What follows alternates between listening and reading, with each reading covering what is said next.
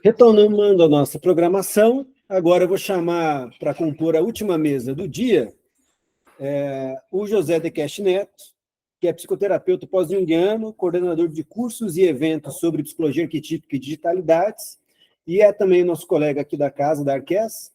A fala de hoje é Encantos Políticos, com espiritualidades e digitalidades. Bem-vindo, Neto. Obrigado, Vicente. Obrigado, Diogo.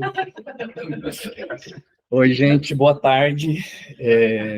Sempre uma satisfação ter espaço para falar desse tipo de tema, ter a recorrência, né, do evento, ter bastante gente presencial, bastante gente online atendendo, pensando. Acho que é sempre satisfatório. A gente já começa quando...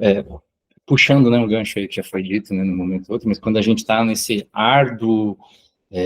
nessa árdua imaginação do que fazer, eu acho que já tem realmente esse fazer aqui, né? Então, vamos reconhecendo eles, né?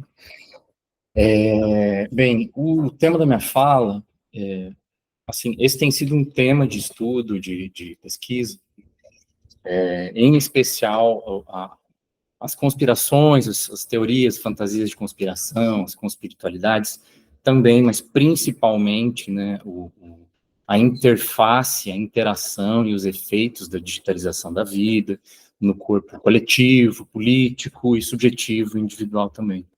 Então, eu quero passar um pouco por esses temas, costurar um no outro, né, o quanto algo das fantasias conspiracionistas, conspiritualistas, e depois eu digo que termo é esse, por que desse termo, né, são absolutamente dependentes desse âmbito digital. Então, o Vicente, ele falou um tanto disso, eu vou pegar carona, ecoar, ou dizer com outras palavras algumas coisas que ele já disse, aprofundar em alguns outros pontos, algumas coisinhas. Visto que o Vicente já falou de economia da atenção, eu vou começar falando dela brevemente, mas principalmente através dela. Eu quero contar uma história, não é nem uma história, né? É um story, que é curto, né? É um Reels, uma cena, né, da produção, né, de como foi para mim fazer essa fala. E por que eu digo que isso tem a ver com a economia da atenção? Porque as pessoas gostam de histórias pessoais, né? Então, de repente, alguém começa a falar e trazer um trechinho de uma história pessoal, a gente já dá uma puxada, né? Não, acho que foi celular aí. Então, como é que uma cena, né, da coisa surgindo, né? O Vicente me convidou, e aí eu começo, obviamente, né, aceite uma parte de felicidade, a outra ansiedade, eu começo a pensar o que eu vou falar, qual o caminho, quais são os temas, né? Um momento de pensamento foi academia, então, vai para academia e tal, né, fazendo meu exercício, da minha preferência não levar meu celular para academia, que é um dos poucos momentos que dá para deixar de lado, né, o celular está sempre te chamando você para trabalhar, para se entreter, para qualquer coisa, né, economia da atenção. Então, é da minha preferência deixar o celular em casa, né? Esse é uma coisa excelente, por um lado, por outro, tem um revés enorme, que é, assim, quem conhece o ambiente sabe que a música de academia é infernal, né? É péssimo, é um suplício, né? Mas, enfim, eu dou uma distraída, até daí queria pensar essas coisas, tal, então dá para distrair, né?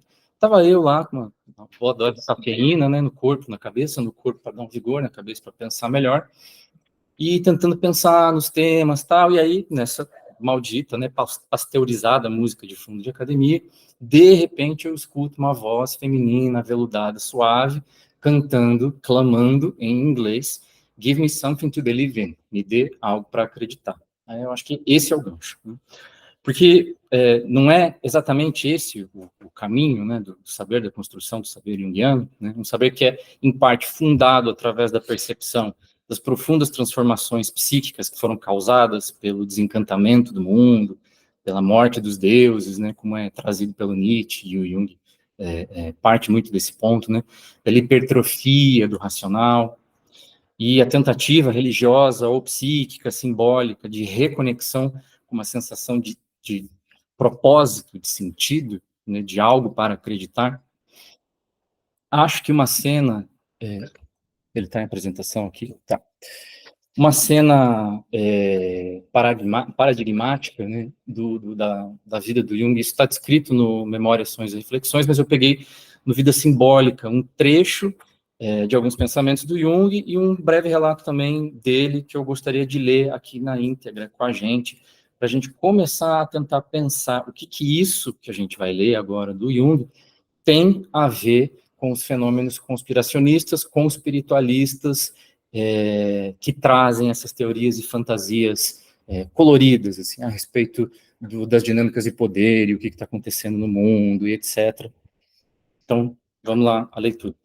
Talvez as letras tenham ficado meio pequenas, eu não sei se está legível para todo mundo. De qualquer forma, isso eu vou, basicamente, coloquei só para auxílio, visto que é uma fala mais lida, só para auxílio, assim, de a gente acompanhar. Então, começando no parágrafo 627. Portanto, não temos vida simbólica, mas temos necessidade premente dela.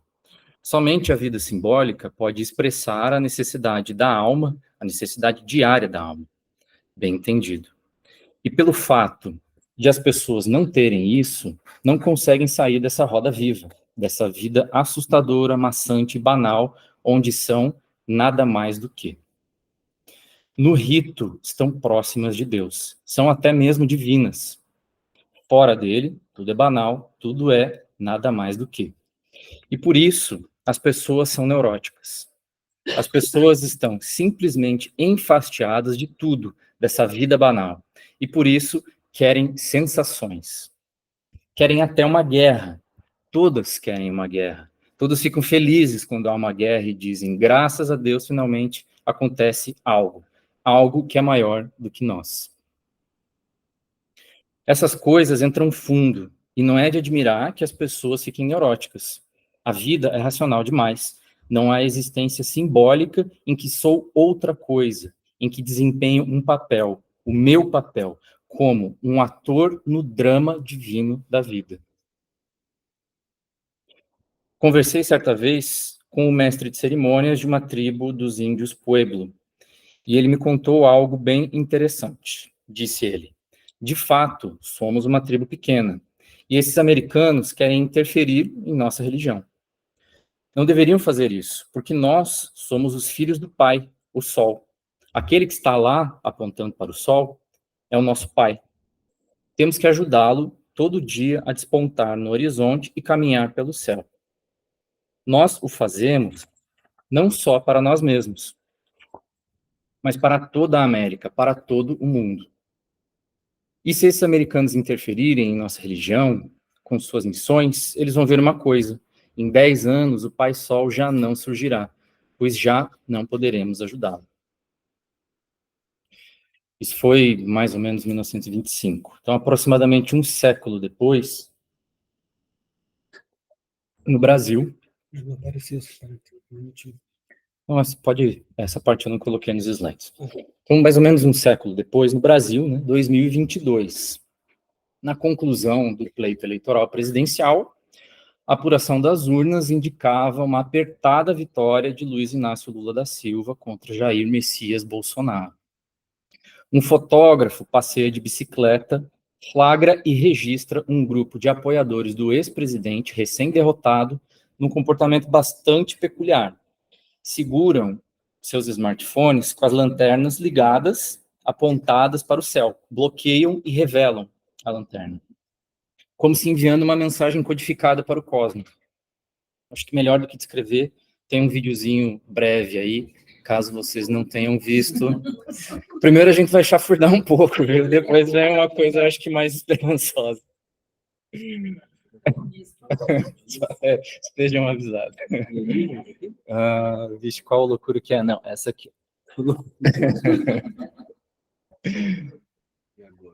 Agora tem que ver se o pessoal do online está ouvindo também. Você botou para apresentar, agora você abre essa aba. Isso. Agora você dá o play nela. Fica mais pra cá.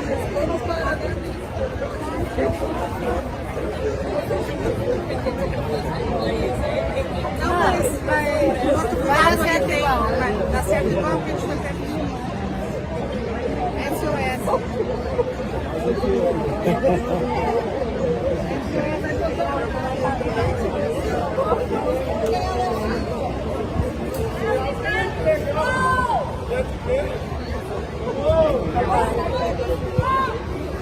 Olha nós, general. Olha nós, general.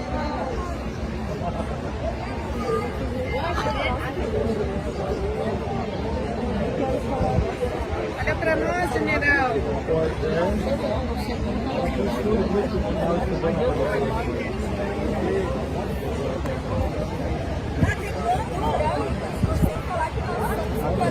Ai, meu Deus, minha mão.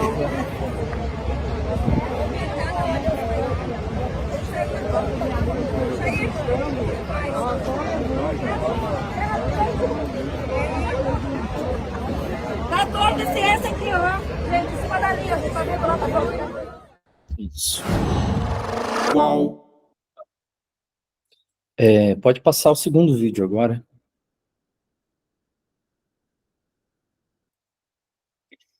Esse é um depoimento do coronel da Polícia Militar do Distrito Federal, Jorge Eduardo Naime, para a CPI dos atos antidemocráticos. Para nós, né, o que nós tínhamos de informação? Estava acontecendo um arrefecimento do acampamento, né, ia entrar o novo governo. Aquele pessoal do acampamento, eles viviam um mundo paralelo. Né? Eu tive algumas vezes no acampamento, conversei com algumas pessoas, escutei assim, relatos que eu falei assim, cara, não é possível que essa pessoa está me falando isso. Eu teve um que me abordou um dia lá, que ele falou para mim que ele era um extraterrestre, que ele estava ali infiltrado e que assim que o exército tomasse, os extraterrestres iam ajudar o exército a tomar o poder. Então, assim, eles consumiam só a informação deles, era só o que era falado no carro, eles estavam numa bolha. Então, o que a gente acreditava? Quando realmente teve aquele discurso do Mourão, né, no dia 31, o general Mourão fez aquele discurso, né, vários foram embora. Né, teve uma tentativa de invasão à quadra residencial dos generais, né, brigaram com os generais, chamaram os generais de traidores, disseram que ficaram traídos, que ficaram ali, com a saída do presidente Bolsonaro do Brasil. Né, e aí, eles dali para frente, foi arrefecendo. O que a gente acreditava? Cara, na hora que realmente acontecer a posse, que vê que realmente, cara, é a realidade, vamos respeitar as urnas e está aí, o Exército ia, normalmente, numa transição de governo, ia trocar de comandante, né, e aquilo lá ia acabar. A gente acreditava que ia arrefecer. E agora o terceiro e último ali, apoiadores. Acreditava que ia arrefecer, né? Que não foi o caso, né? Só para lembrar. Não, o último ali, apoiadores. Isso. Senhor Jesus, eu te peço, prova a tua presença na vida do Marção, porque você pode tudo. E aqueles que ainda não te têm você como único Salvador, que você prove, que você mostre para esse povo que não conhece você, Jesus, que o Marção vença o mal, o inferno não vai acabar com a igreja. Eu clamo, Senhor, por todos aqueles que não conhecem a tua palavra e que não é da tua glória. Glória, Senhor, prova para eles. Mas estamos lutando contra o comunismo. Pega a mão de Deus. Eu peço de joelho. Eu me ajoelho. Eles vão ver que nós estamos na polícia do estado de São Paulo. Sabe o seu coração? Sabe disso? Nós sabemos. Eu não tenho nada. Eu estou cansada. Eu tenho nada contra o comunismo. Eu tenho feito tudo que eu posso mais do que isso. Se esse Boulos entrar, ele vai determinar. A polícia de São Paulo acabou. Vocês... Aí, você puder voltar para os slides. O primeiro, não. Isso.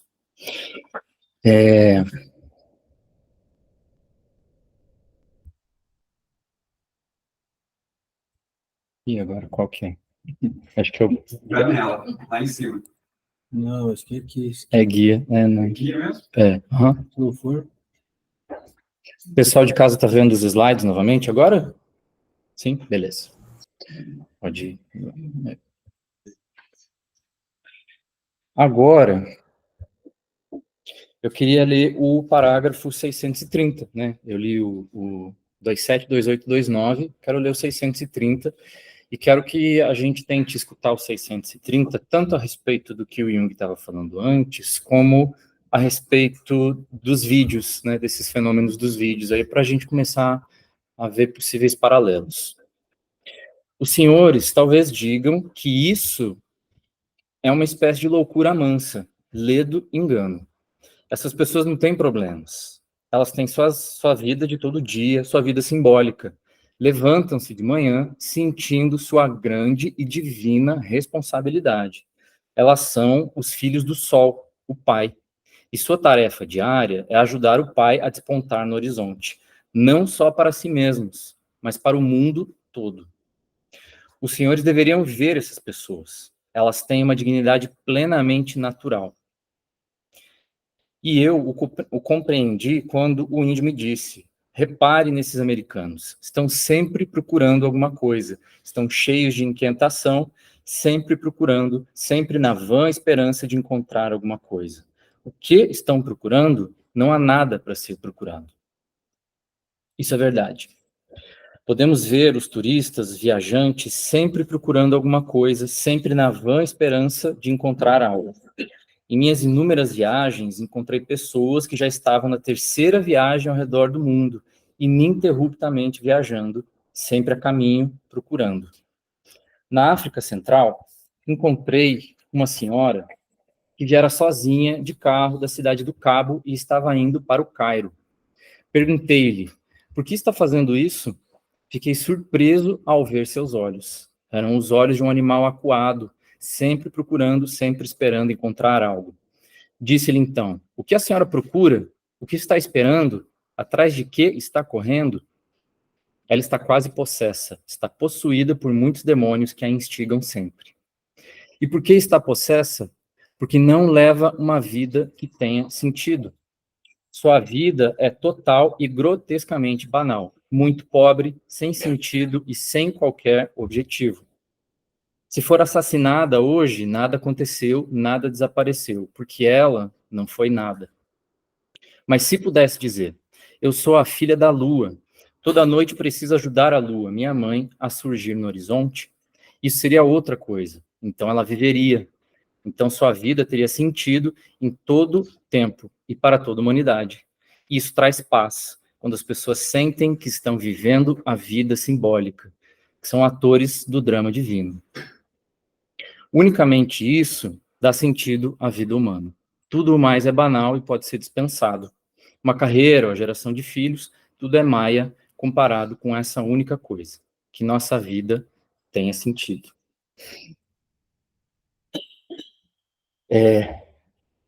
A nota de rodapé, que eu não consegui não pensar isso, que é tragicômico, né? Imagine você fazendo sua viagem, sei lá, tua viagem na Europa, na Ásia, na África, e de repente surge um maluco, esse maluco nada menos que o Jung, fazendo toda uma linha de questionamento meio socrático, maiêutico: o que você está fazendo aqui? O que você procura cortando a sua pira?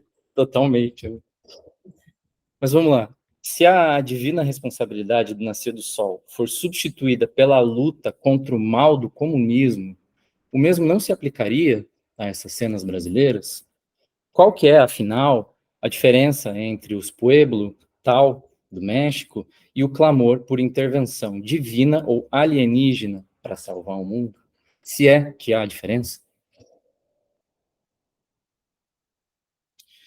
Bem, vamos para a análise teórica, né, do pensamento. Quero partir de 2 pontos que eu quero tentar deixar claro, né? Eu vou partir da premissa de que essa análise não aborda a totalidade dos apoiadores do bolsonarismo e do marcialismo. Agora, ecoando lá o que o Vicente falou a respeito no mínimo 16 perfis identificados dentro do bolsonarismo, a gente percebe que é um fenômeno caleidoscópico, né?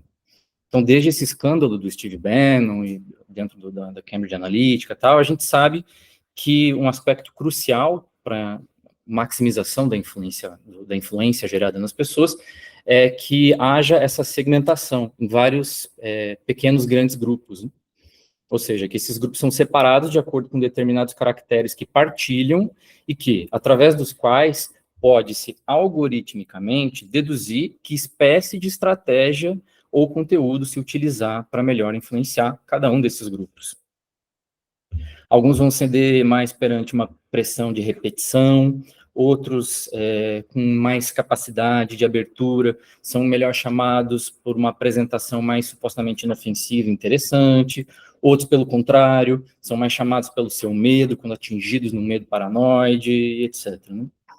Então, essa análise de agora, de hoje, da minha fala, ela se presta a tocar nos aspectos caleidoscópicos que podem pertencer, em maior ou menor medida, a vários desses grupos, mas especificamente a aqueles com maior afinidade com narrativas fantásticas, míticas e conspiracionistas.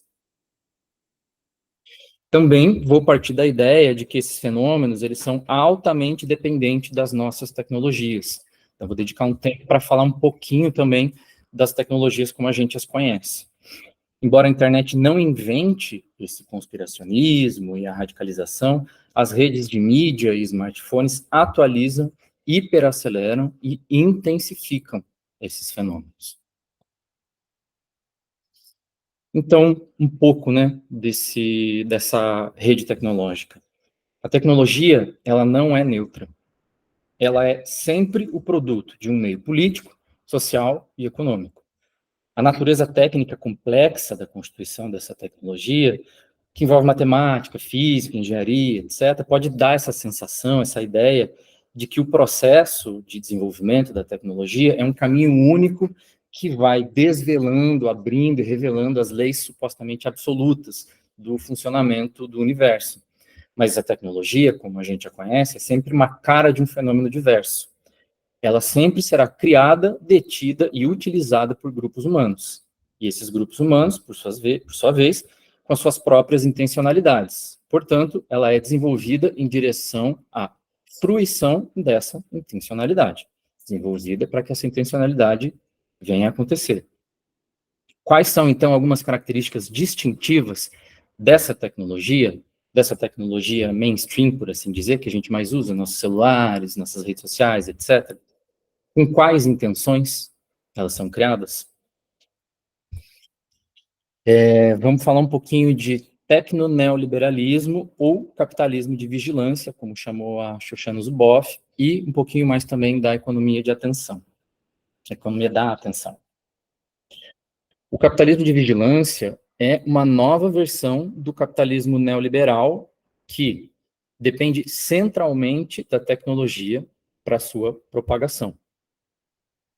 Essa é uma relação de ganho mútuo, pois ambas a extrema-direita neoliberal, como o Vale do Silício, digo Vale do Silício como um lugar figurativo, imaginativo das Big Tech, que são as grandes empresas, né, de tecnologia.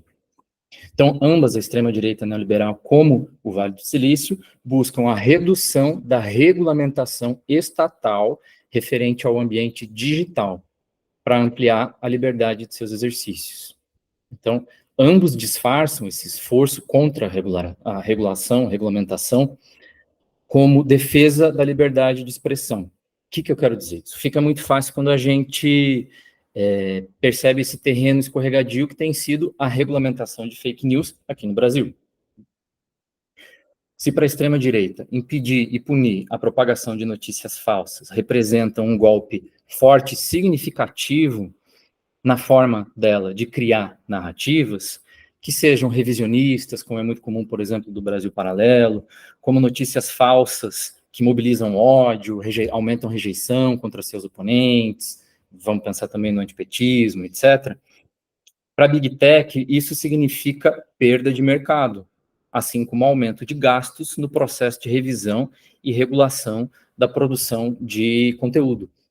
Então, perda de mercado, porque existe muito dinheiro sendo injetado nesse tipo de produção de conteúdo com ódio, revisionismo, etc.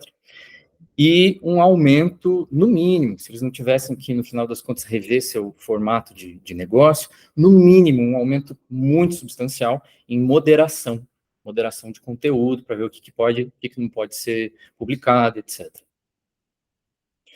A Big Tech precisa criar a sensação de liberdade irrestrita dos usuários, pois isso amplifica em tempo e intensidade o engajamento desses usuários com as plataformas. Quanto mais livre a gente sente para agir ali, maior nosso engajamento. E a gente chama isso de economia da atenção. Chamamos de economia da atenção a procura de maximização de tempo de engajamento do usuário com os aparatos técnicos, assim como a execução de todos os meios para a captação dos dados de uso desses usuários. Então, fazer de tudo para aumentar o uso dos usuários e fazer de tudo para capturar os dados produzidos durante o uso dos usuários. O capitalismo de vigilância busca a amplificação irrestrita da economia da atenção. Para sua fruição, devemos usar o máximo nossos aparatos técnicos, e devem existir a menor quantidade de barreiras possíveis para a captação e uso dos dados produzidos nessa experiência. Então, basta a gente pensar, vamos arrastar, sei lá, 10 anos para cá, no constante aumento de acréscimos de microfones e de câmeras nos nossos aparelhos técnicos, né? Tanto os celulares ganham mais câmeras em número mesmo, né? Mas notebooks, televisões, né? Hoje é muito comum que uma televisão, um controle de uma televisão tenha um microfone, às vezes câmeras também, a Alexa, tem uma aqui do lado, se bobear, ela me escutou agora, está esperando um comando. Automóveis, carros que têm microfones, enfim, né? Câmeras de segurança espalhadas pela cidade, a muralha digital aqui em Curitiba, eletrodomésticos, brinquedos que vêm com câmeras e microfones também, lista, ela só faz crescer. Uma barreira que é constantemente atacada pelo crescimento da economia da atenção é o sistema de peritos. Esse é um conceito que eu peguei da Letícia Cesarino. O que é? Profissionais e entidades que eram, até então, responsáveis pela checagem da confiabilidade das informações acessadas pela população. Exemplos: jornalistas, professores, cientistas. Vamos lembrar, o governo Bolsonaro, essas três classes foram bastante atacadas, isso não é por acaso. Ambas, a extrema-direita e o ambiente digital, tentam drenar esse sistema de peritos, de poder.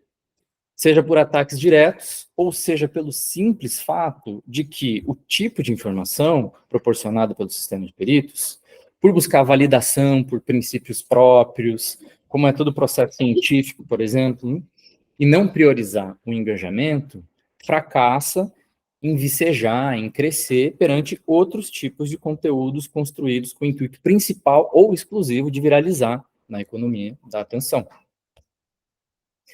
Nesse sentido, a gente pode resumir as intenções do tecnoneoliberalismo da seguinte forma: se algo existe e restringe a sensação de liberdade, e, consequentemente, restringe o engajamento e o tempo de atenção do usuário com o ambiente digital, então esse algo deve ou sair do caminho ou ser absorvido pelo ambiente. Mas só será absorvido pelo ambiente numa configuração que não represente uma ameaça real para a mudança da lógica desse ambiente. Deixa eu puxar para cá, que acho que vai ficar melhor.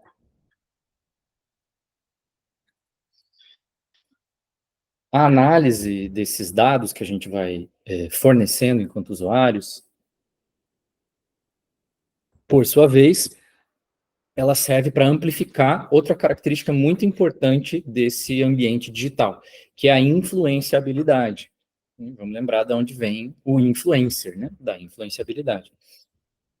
A análise tanto dos dados pessoais, né, os nossos dados pessoais, o acúmulo de todos os rastros digitais ou digitalizados, né, naturalmente digitais ou digitalizados através desses sensores que eu estava falando dos nossos aparelhos. Né. Então, o acúmulo, né, de todos os rastros desses dados, os cliques que a gente faz, o tempo de visualização, você fica meio segundo, 1,5 segundos a mais numa imagem ou não, direcionamento dos olhos, horário de procura por determinados aplicativos, geolocalização, várias maneiras, vários dados possíveis de serem coletados, né?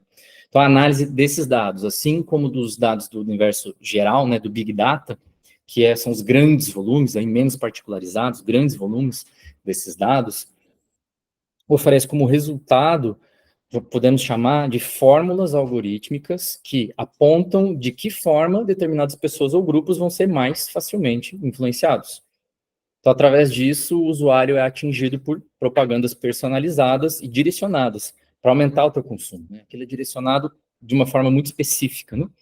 seja de conteúdos midiáticos, o consumo desses conteúdos, ou de informações das redes, ou seja, o próprio consumo no sentido de compras, né? Então, deixa eu me achar aqui. Então, temos agentes detentores de muito poder econômico e técnico, desenvolvendo ambientes digitais que têm como objetivo aumentar o nosso tempo de engajamento com esse ambiente para coletar a maior quantidade possível de dados. Esses dados, por sua vez, são usados para nos influenciar ainda mais a constantemente recorrer a essas redes. Resumindo, é uma bola de neve, né? Que é responsável por gerar o que também a Letícia Cesarino chama de um vício de baixa intensidade.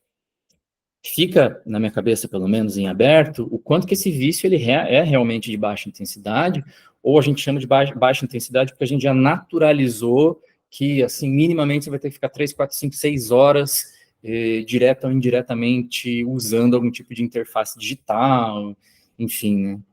E também a gente não pode esquecer do fenômeno, assim, um tanto recente, né, um tanto vivo aí pra gente, em especial, né, brasileiro, que é o vício, né, em bets e jogos e tal, né, que está sob o guarda-chuva, está sendo chamado de ludopatia, então é colocado em ênfase no o lúdico, o jogo, né, um adoecimento pelo jogo, através do jogo, mas é esquecido que esse jogo, ele de novo, né, o vício no jogo não é inventado pela internet, ele é intensificado e hiperacelerado, né.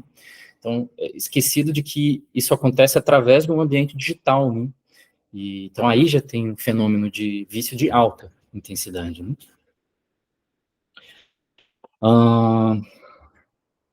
Então, voltando um pouco sobre a influenciabilidade, né? Como essa influenciabilidade é promovida pelo ambiente digital, vou explorar aqui alguns temas que são pertinentes aos temas que eu citei no começo da fala. Então, uma das propriedades desse ambiente digital é a egosintonia ou homofilia, através da qual a gente vai entrar em contato quase que exclusivamente com conteúdos que refletem aquilo que a gente já gosta. Então, uma confirmação constante, né? A reafirmação constante. O diferente, a alteridade, né, é mais difícil de digerir e tende a nos afastar ou gerar pausas reflexivas que evocam a nossa necessidade de percepção crítica dos arredores. Então, isso é contraprodutivo, né, para a lógica da economia da atenção. Afinal, a pausa e a crítica são oportunidades para o rompimento desse estado de fluxo que a gente entra nesses ambientes. E o que é o estado de fluxo? O estado de fluxo é um nível de consciência relativamente rebaixado que leva a um mergulho imersivo na atividade focada que a gente está fazendo. Muito fácil de perceber, assim, uma marca registrada, é a sensação do encolhimento do tempo. Então, você acha que você ficou 15 minutos ali rolando um scroll de uma rede social, qualquer coisa do gênero, e quando você vê, passou 1, 2, 3 horas. Isso é a redução de um nível de consciência, entrada no estado de máquina, o estado de fluxo. Então, acho que todo mundo deve lembrar desse clichê, dessa máxima do marketing, né, que o cliente, ele tem sempre razão. A constante oferta de conteúdos homofílicos, que refletem o meu gosto, aquilo que eu já sei, que eu já gosto, e etc., que refletem esse viés de confirmação que o usuário tem, é a execução digital, automatizada e personalizada do princípio do cliente tem sempre razão. A gente está num ambiente constante, hiper acelerado, inflado, de que a gente tem constantemente razão. Aí percebam também, né, que o quanto que isso vai gerar no sujeito a noção de que ele pode viver num mundo onde ele está sempre certo, né? Sem que precise se tornar crítico perante si mesmo, né? Fazer um tipo de autocrítica, enfim. Outra transformação psíquica fundamental de estar imerso, embebido nesse ambiente, para o aumento da influenciabilidade, é o que a Letícia Cesarino chamou de estado de multidão. Então, tem determinadas características das redes, assim, poucos exemplos, né? Por exemplo, apresentação de métrica, né? X pessoas gostaram e compartilharam isso, tal amigo gostou ou compartilhou isso, né? A interface sugestiva da sociabilidade, né? Constantemente rostos, nomes, pessoas que você conhece, eu gostaria de conhecer, etc. E vários outros mecanismos fazem com que as redes são criadas para exercer um efeito paradoxal. por um lado, a rede ela é criada, as redes são criadas para a gente ter uma sensação de hiperpersonalização e, portanto, de autonomia plena, né, um ambiente personalizável, escolhido, que você navega de maneira autônoma, enquanto que, na verdade, o que está acontecendo de fato é que você está tendo que ter um nível de consciência reduzido, rebaixado, e vai agindo de uma forma automatizada, o completo oposto do que o primeiro valor, né, que a gente sente, percebe, imagina, através da minha rede, do meu perfil. Acontece o completo oposto, né? Então, é decorrente da imersão constante nesse ambiente digital que aconteça o que o Gregory Bateson, que pegando uma descrição ali dos processos primários do Freud, chamou de uma predominância de processos psíquicos primários, que são temporalidade atemporal e associativa, ausência de restrição da realidade, princípio do prazer, prazer imediato, fuga da dor, indiferenciação, eu e outro, e que torna propício para a fusão das identidades, do estado de multidão, e uma dinâmica eu e os meus e os outros enquanto inimigos. Então a gente está constantemente checando se os outros são amigos, se são inimigos, né? Então, pensando essas características, parece oportuno agora começar a puxar mais o tema da conspiritualidade, né, e do conspiracionismo. Para o conspiracionismo, nada é como parece, nada acontece por acaso, tudo está conectado. O estado de atemporalidade associativa, com redução das restrições da realidade, então vamos juntar, vamos bater no liquidificador essas coisas, né? Atemporalidade associativa, né? Você perde um tipo de relação direta da causalidade, sequência das coisas. Redução das restrições da realidade. Perde-se a noção da dureza, né, da intransponibilidade de determinados limites da realidade. Esse é o estado psíquico mais apropriado para a absorção de fantasias de conspiração, revisionistas ou reinterpretativas da realidade. Regredido nesse estado de constante avaliação entre quem é amigo, quem é inimigo, a gente vive compulsoriamente conectando os pontos para tentar identificar os padrões do que está acontecendo no ambiente, ao redor, e reduzir nossa chance de ser ameaçado por esse ambiente. Um funcionamento animal mesmo, né? Animais que precisam saber se uma, sei lá, floresta erma, um farfalhar de uma folha é um predador, alguma coisa que ele absolutamente precisa saber. Então, os pontos têm que ser conectados.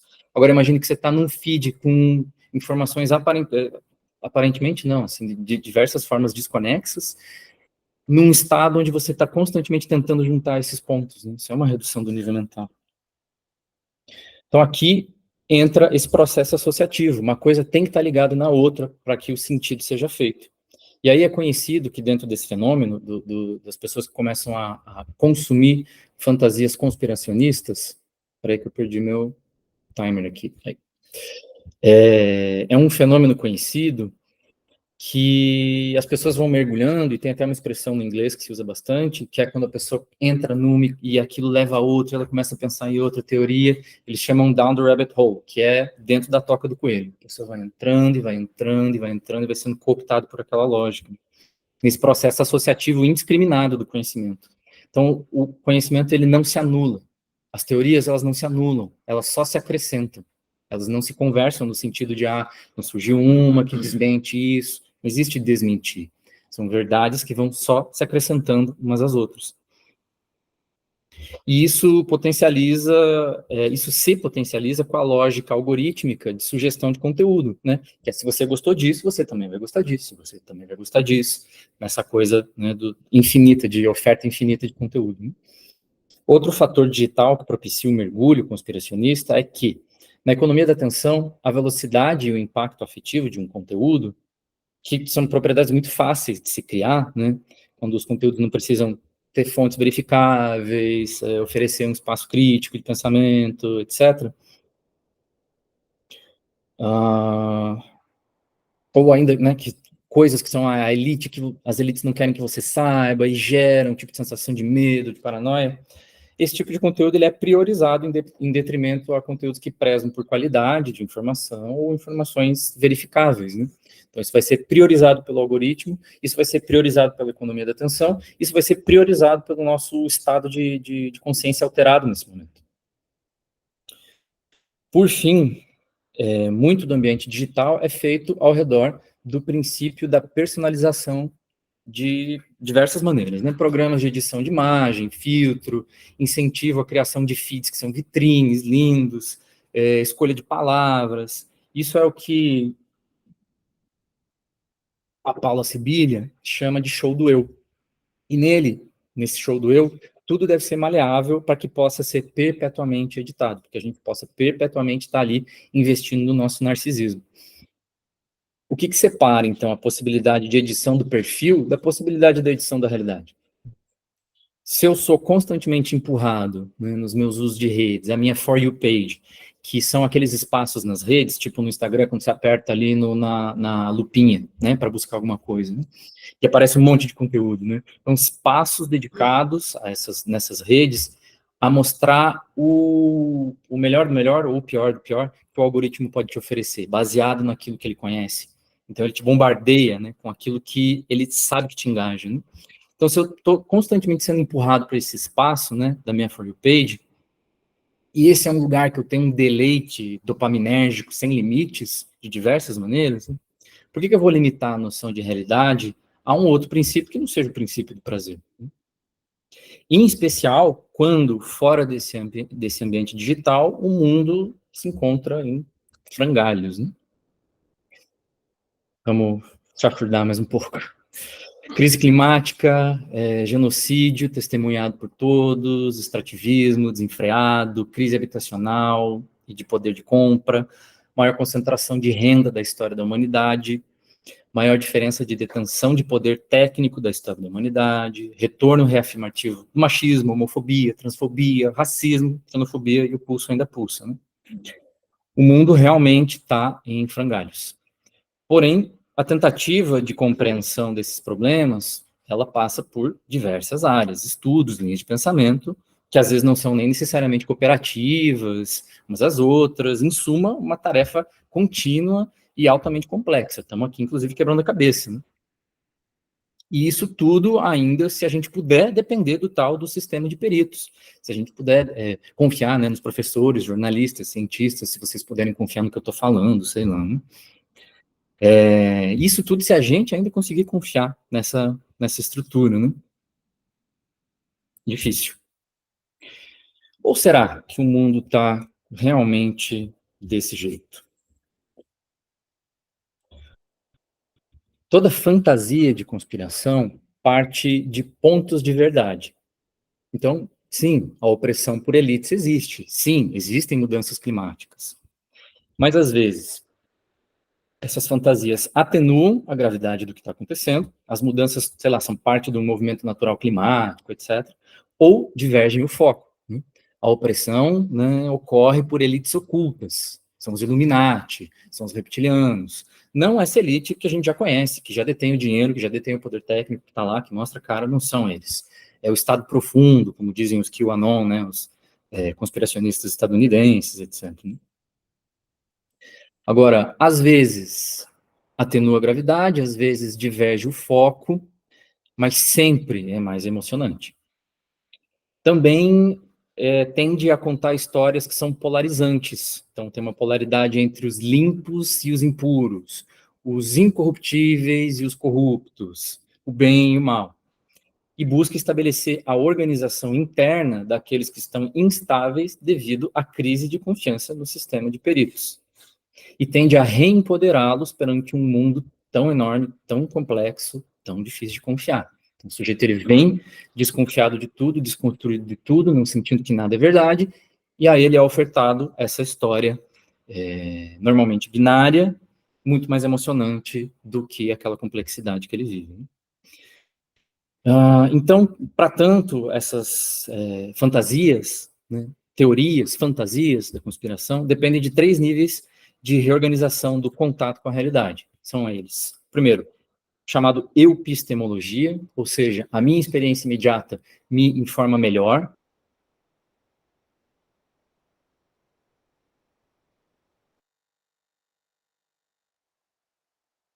Travou? Acho que Inimigo, sim. inimigo, Agora voltou. toda informação que vem desse outro, do inimigo, falsa e mal intencionada. Aí a dificuldade de diálogo, né, que foi comentada aí durante a fala da Vera. E 3, ordenação da realidade por fatores ocultos. E é aqui que entra a afinidade do conspiracionismo com a esfera espiritual. Desde a hibridização ocultista New Age, a estruturas religiosas com programas de domínio e crescimento, que podem acreditar suas motivações, suas mobilizações aos desígnios de Deus, como esse fator oculto. Essa é a afinidade entre o conspiracionismo e a espiritualidade, chamada conspiritualismo.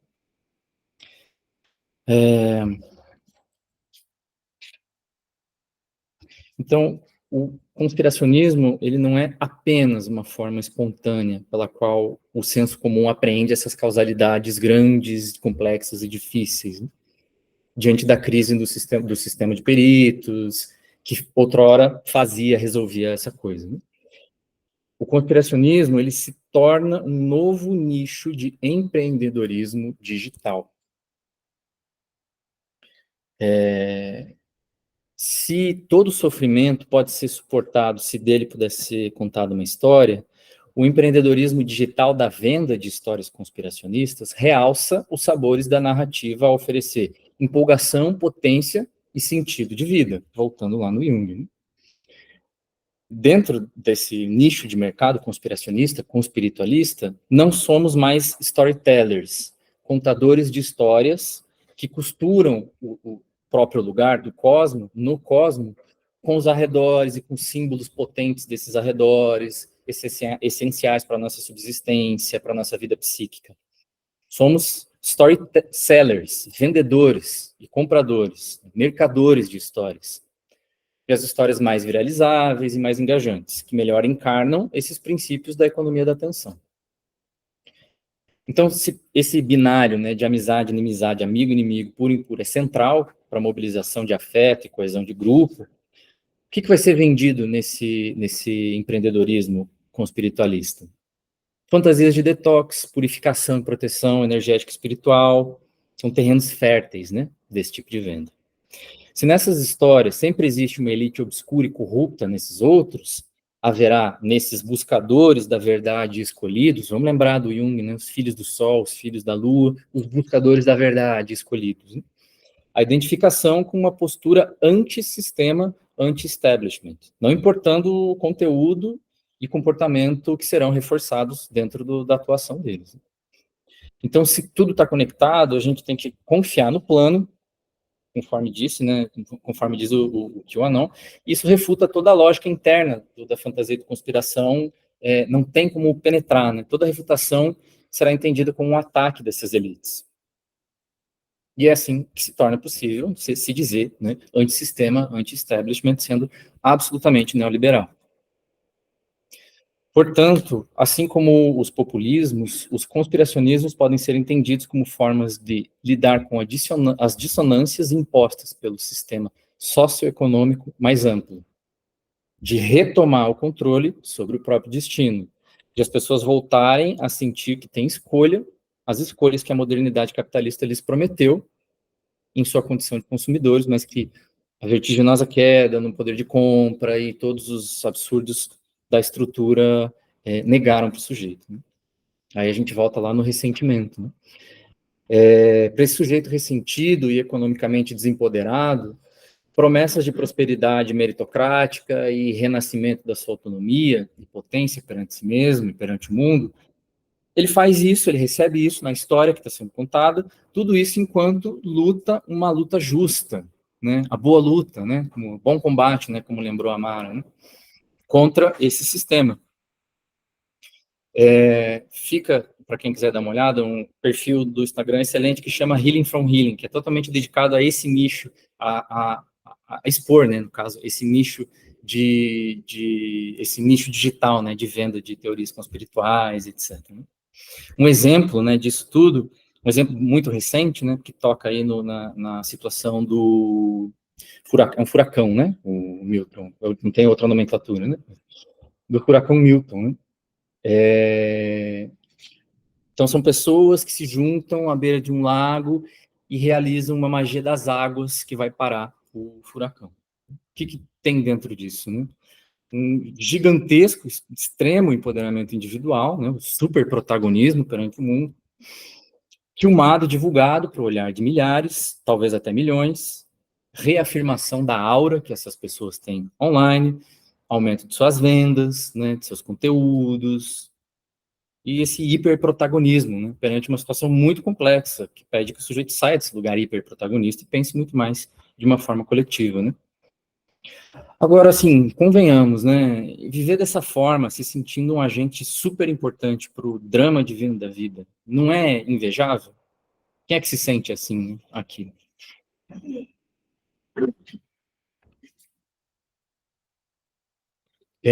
Entrando um pouco no livro do Paulo Demuru, que é Políticas do Encanto, que ajudou um pouco, inclusive, a dar o nome da fala, né?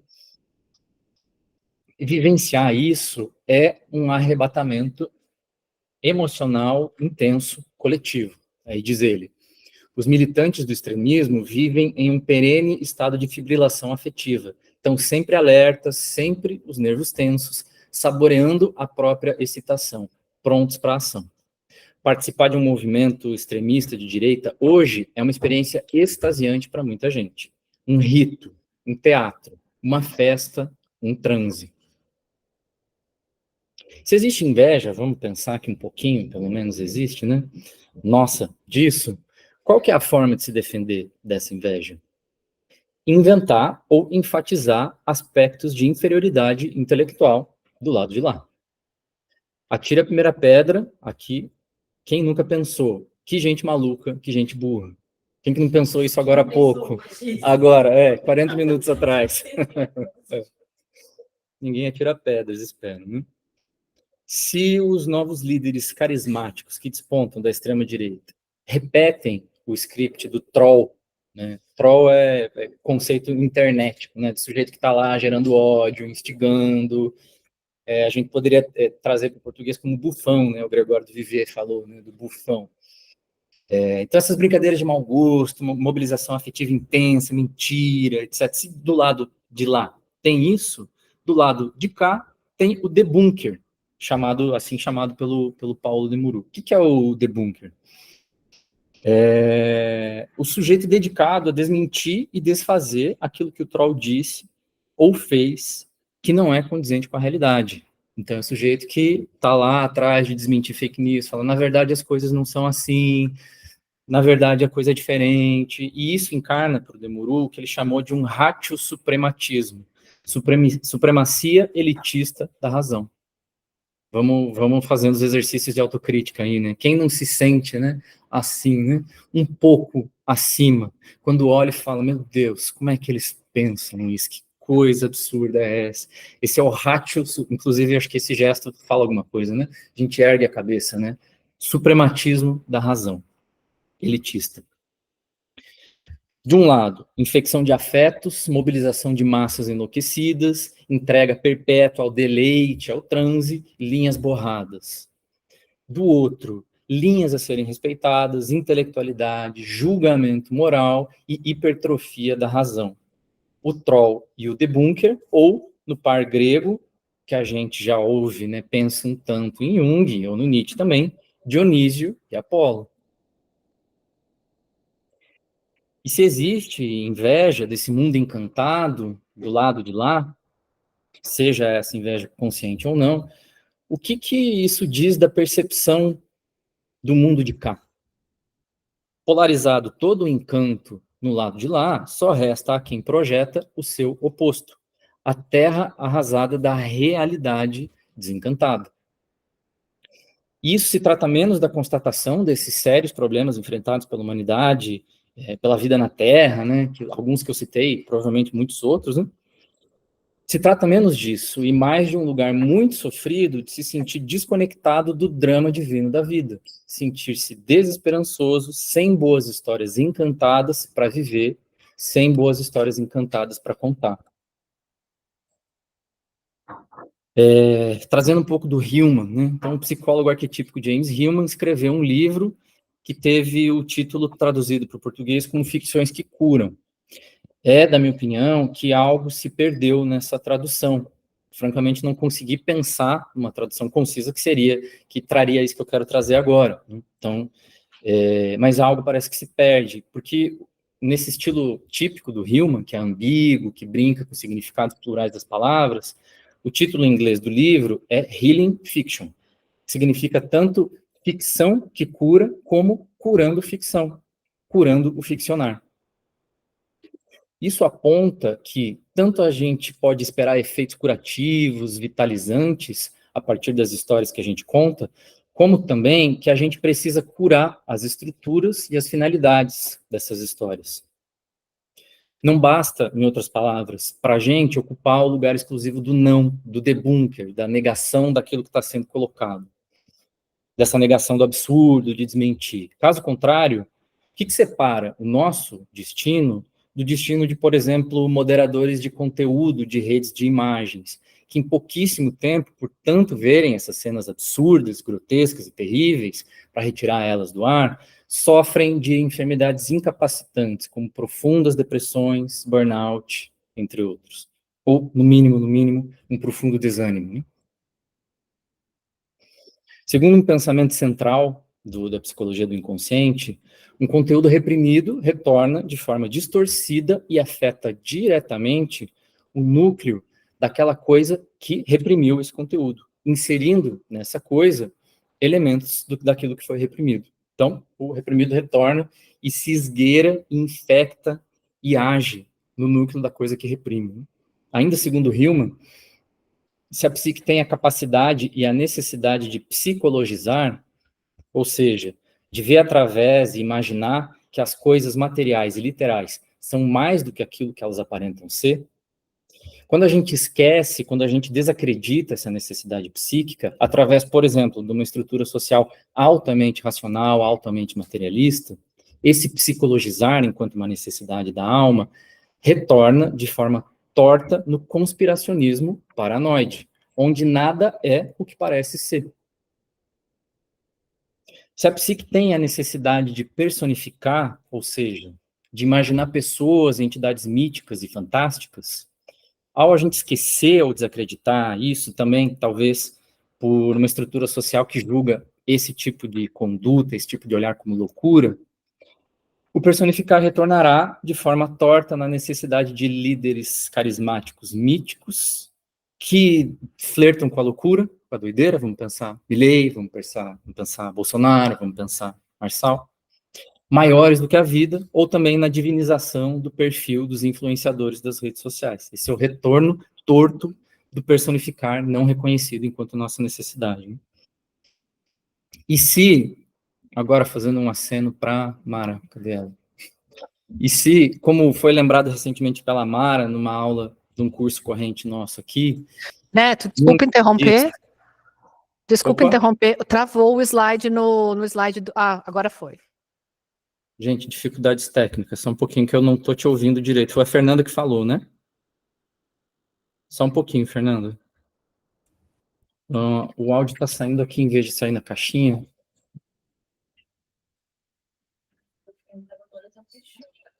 Fechou. Mas ela falou aqui... Oi? Só um pouquinho, Fernanda. Te ouvimos, Tá está bem baixinho. A gente está passando para a caixinha. Alto-falante. Pode falar de novo, Fernanda, para a gente testar? Oi, dá para ouvir? Dá. Não, era só para avisar que tinha travado o slide mesmo, não estava passando. Agora que mudou a foto do Hillman. Era só isso. Ah, tá. Mas você ajudou a gente com outro problema, que era a caixinha, então tá tudo certo.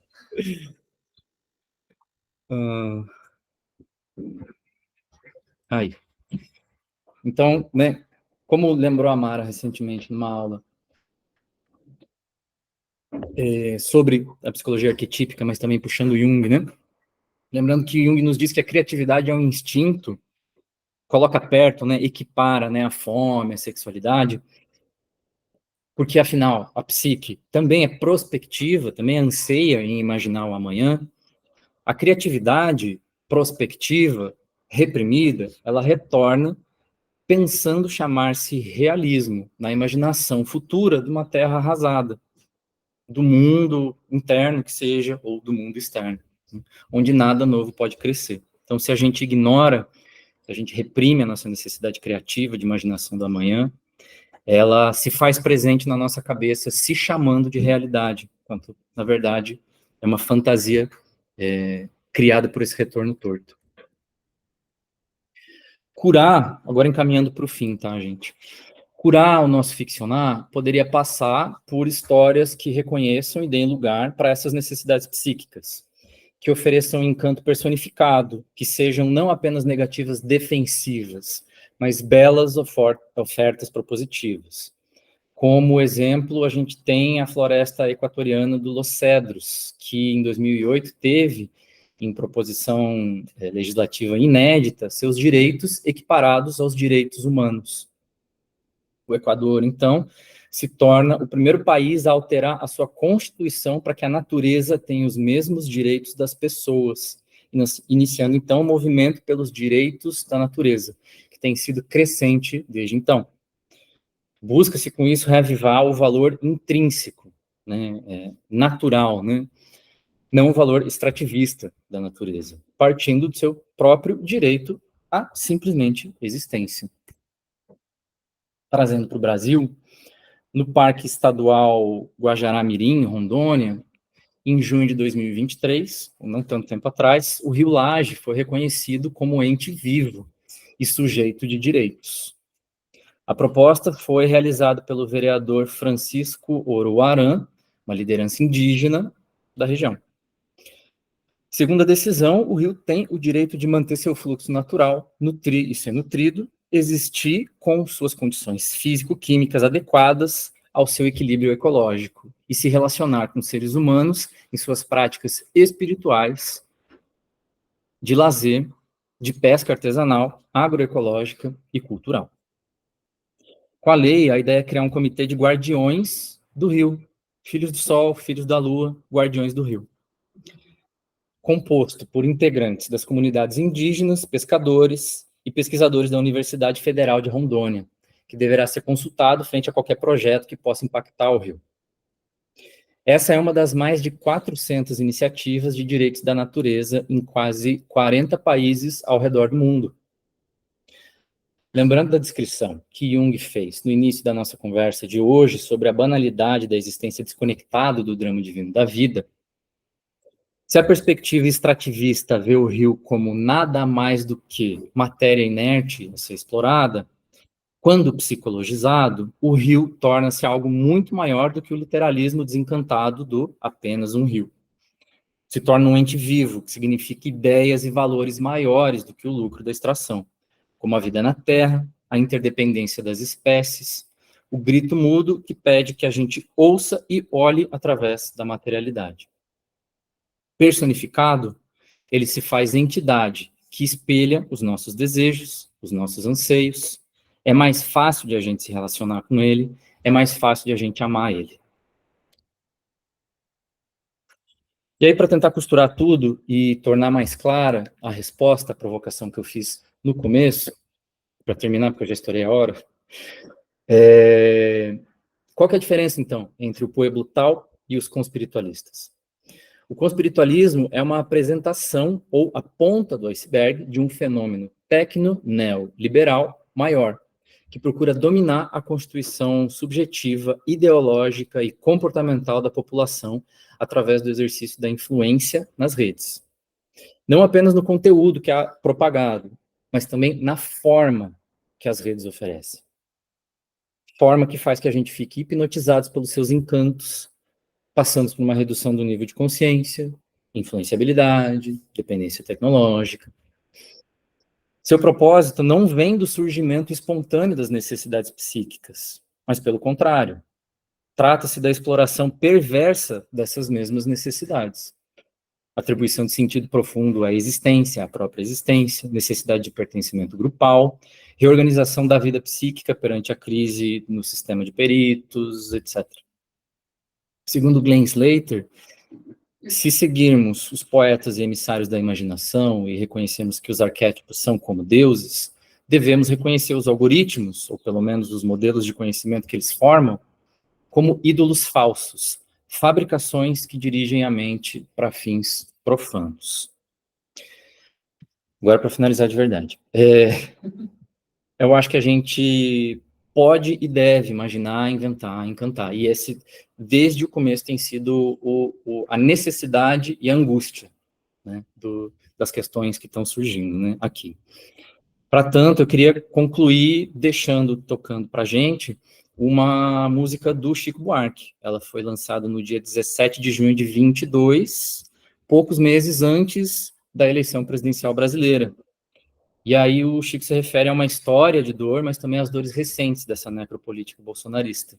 Porém, né, dessa maneira que ele faz de uma forma esperançosa em busca de resgate, né, resgate dessa beleza. Então, que tal um samba? Espera aí.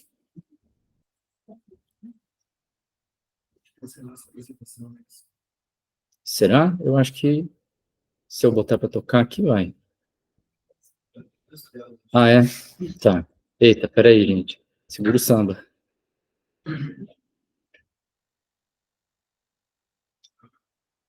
Calma aí.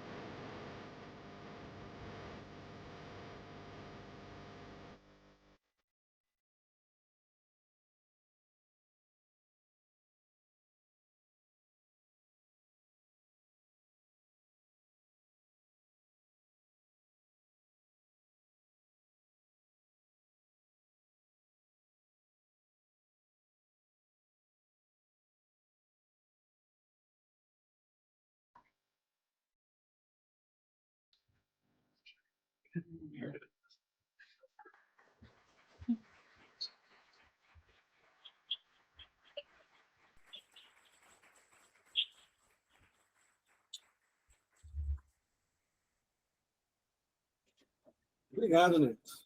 Vocês não viram, mas na hora que começou o samba, o Neto levantou com uma determinação que eu quase achei que ele ia dançar. Quase, por um segundo. Da próxima, da próxima. Eu queria puxar ali, vocês vão começar a rodar aqui. Assim. Seria ótimo, mas não tenho isso para oferecer, né? Então, aberto para as perguntas, né? Comentários, divagações, último fôlego, né? Na última mesa. Ana Maria Nogueira levantou a mão. Já levantou rápido, já, né? Vai que não vai. Eu já estourei o tempo, já. Então pode falar.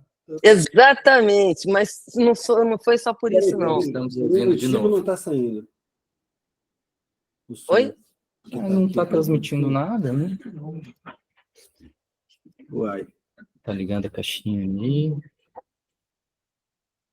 Pode falar. Tá dando para ouvir? Não estamos ouvindo. Não problema.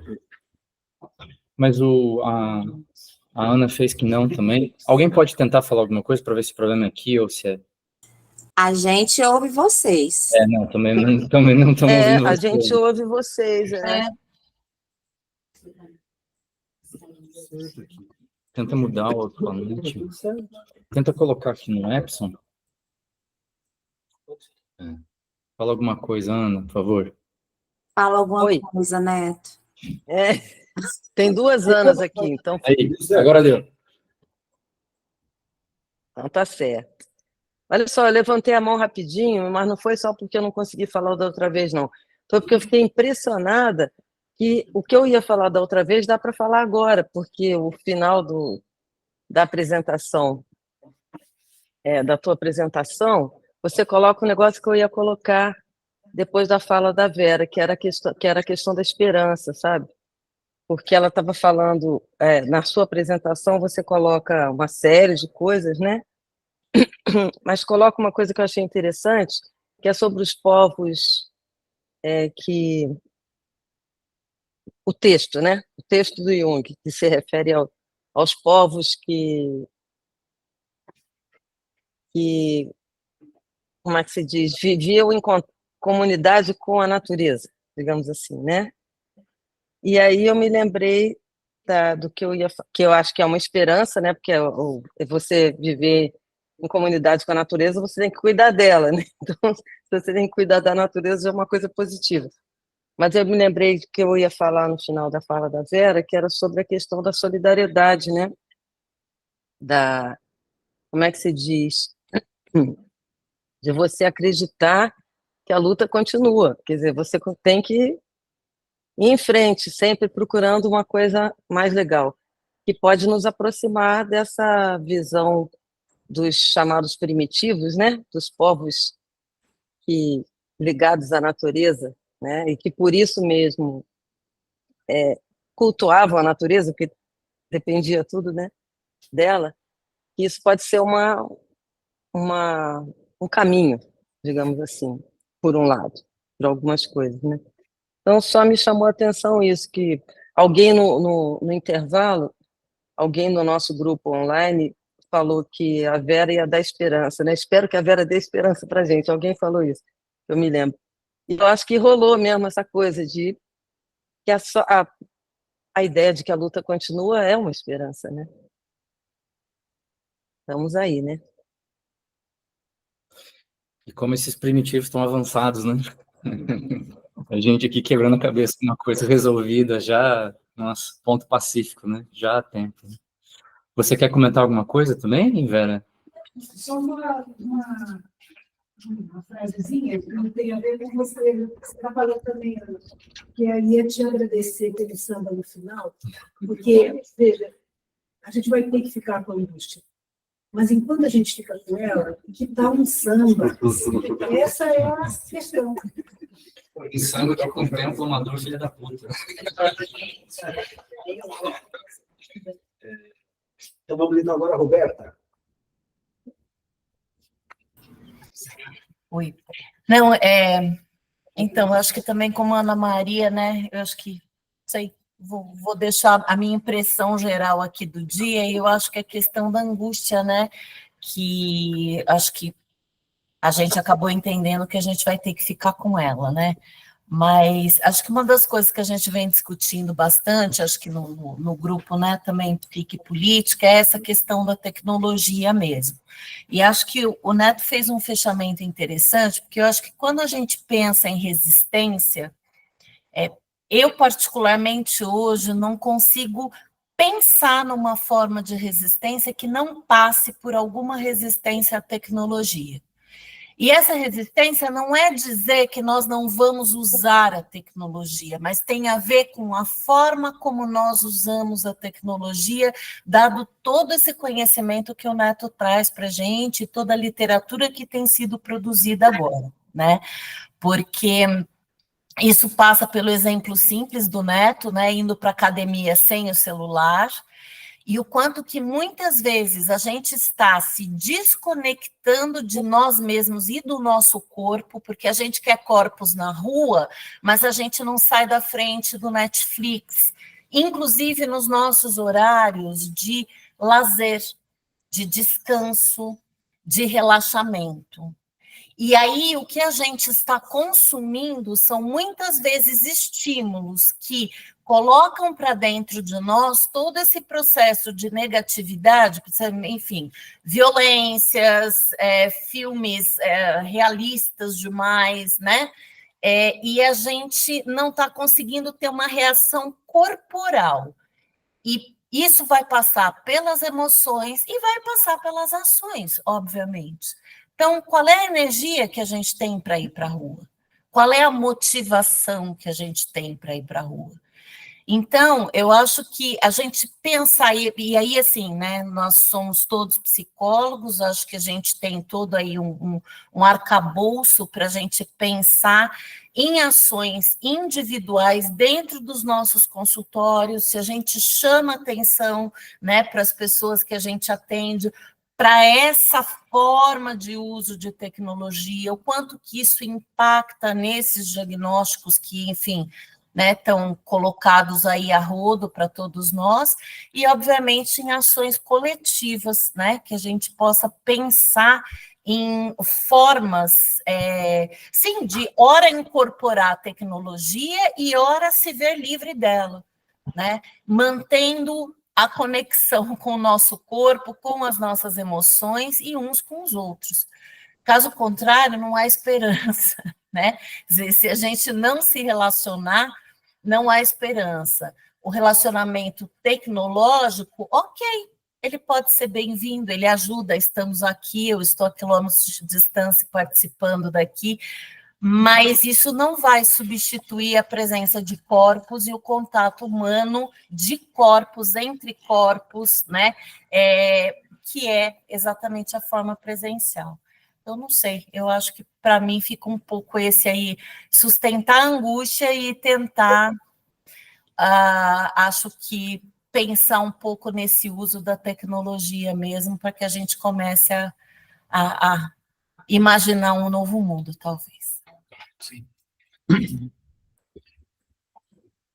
Sobre isso, queria comentar uma coisa também rapidinho, né? A gente vem, eu e o Gustavo, né, colega aqui da clínica, a gente vem estudando, né, esse tema há algum tempo, temos, enfim, da digitalização da vida e vertentes, né? E aí, recentemente, a gente também chegou a um ponto, assim, de que a gente tem que rever a lógica das coisas, né? De diversas maneiras, como você foi citando, né, Roberto? Quando não usar, como usar, o que não está na mão do usuário para decidir, porque é uma coisa que já vem dentro dessa estrutura, e, eventualmente, de que forma se reapropriar dessa estrutura, né? E uma ideia que surgiu nesses pensamentos, e eu acho que tem sido importante a gente imaginar proposições, prospecções, né, por causa dessas questões todas, inclusive indianas, né, da necessidade prospectiva de imaginar amanhã. Uma forma de imaginação, uma outra maneira de se apropriar da técnica foi a gambiarra, né? E a gambiarra, ela não é exclusiva, mas é tipicamente brasileira. A gambiarra, ela, a princípio, soa pejorativa, mas ela tem uma ética de maneira de lidar com a técnica muito interessante. Provocações, né? Por exemplo, talvez o que a gente esteja fazendo aqui hoje, tenho certeza que tem gente que vai pensar de uma forma, inclusive, talvez pejorativa, mas o que a gente está fazendo hoje com o Jung é um tipo de gambiarra, né?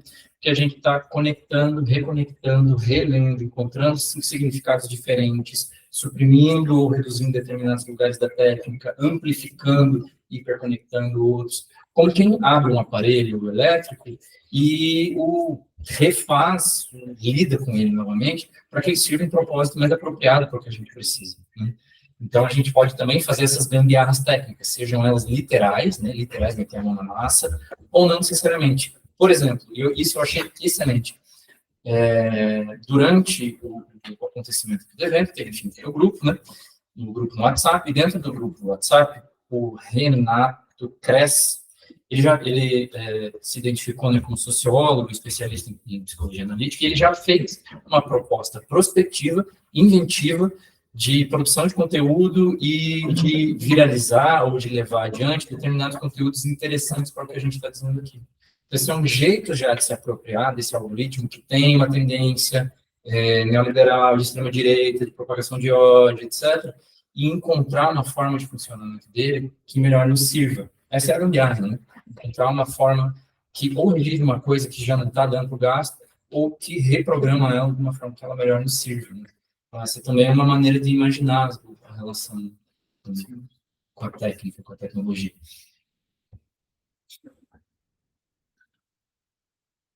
Mais comentários? Não? Tá bom, pega a minha.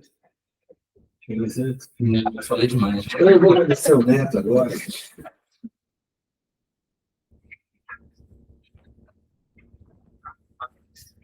Bom, gente, obrigado, Neto. Obrigado a todos os participantes do online, né?